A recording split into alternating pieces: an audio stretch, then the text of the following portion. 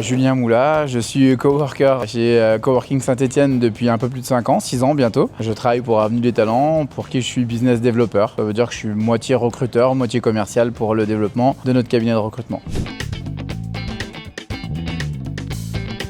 C'est une super transition, j'étais déjà en open space et du coup on travaille toujours en open space parce que c'est un peu le principe de nos bureaux ici. L'avantage c'est que tu es dans un écosystème qui est encore plus fun parce qu'il y a plus de monde. Donc voilà, donc tu as ton open space avec ton coin à toi, mais tu as aussi du coup l'accès à d'autres lieux plutôt sympas dans le reste du cowork.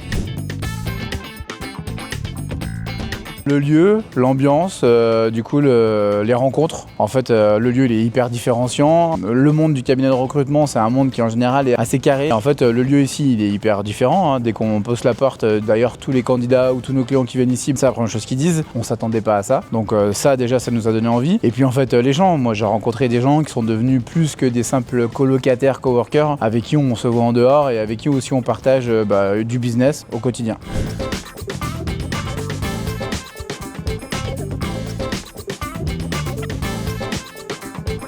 L'avantage ici, il y a des entreprises qui sont dans des secteurs complètement différents. On avait Créancia qui fait de la relance de créances. Et en fait, on peut pour eux recruter, ils peuvent intervenir sur des sujets pour nous. Et en fait, cette différence d'activité fait qu'on peut avoir des clients en commun, on peut faire des choses en commun. En fait, ça nous permet de toucher tout un tas de choses dans le pro, dans le business, dans le perso. Et ça, c'est super intéressant.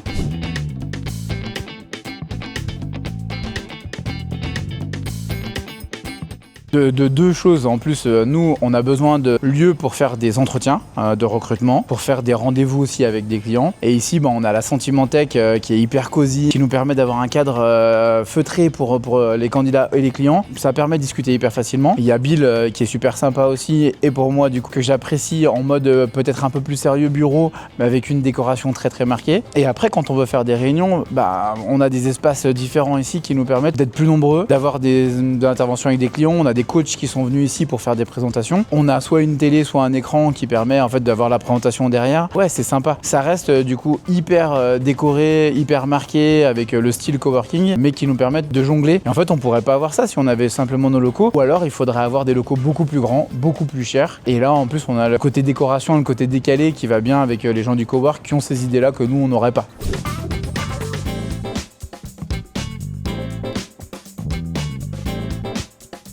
Je sais pas si on avait des craintes en fait. On savait pas trop à quoi s'attendre. On avait rencontré les gens qui pilotaient le cowork et notamment Sylvain. On savait qu'au départ on venait là parce qu'on cherchait un lieu et qu'en provisoire ça nous allait bien. Le lieu était sympa, les gens étaient sympas. Et en fait il n'y avait pas vraiment de crainte. Au départ on disait on restera pas. Le lieu est sympa et en fait finalement on est resté pour tout ce que je viens de dire avant. Mais on n'avait pas vraiment de crainte. Après on a visité des centres d'affaires. C'est souvent triste. En tout cas c'est des bureaux fermés. Il y a parfois un peu de bruit du coup notamment et sur ce côté un peu open space ou des gens qui sont un peu à droite à gauche. Là on l'a pas du tout parce que chacun a son espace et du coup c'est plutôt bien. Je dirais pas qu'on avait des craintes, il y avait quelques images du centre d'affaires qui est complètement cassé parce que là on n'est pas dans un centre d'affaires en cowork.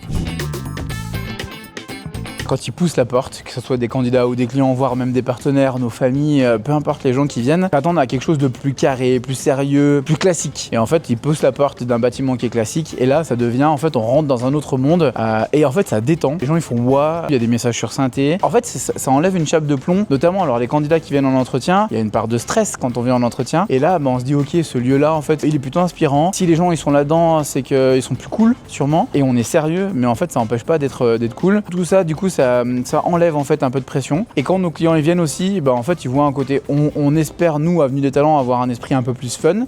On essaie de le mettre dans nos vidéos et dans notre communication, mais là ils le voient en vrai. Et en fait ce côté fun, pas décalé, mais un peu décalé par rapport à notre monde, en fait il nous va bien parce qu'en fait ce côté trop plan-plan des fois, c'est pas ce qu'on veut pour notre cabinet et on le retrouve au cowork ici. Venez boire un café ? Je crois qu'en plus c'est la phrase de Sylvain, mais en fait venez boire un café, venez pousser la porte. Déjà vous allez aimer le café et en plus vous allez voir un environnement totalement différent. L'essayer c'est l'adopter, c'est la phrase ici. Si vous avez une once de fun dans votre boîte et dans votre personnalité, poussez la porte et vous verrez.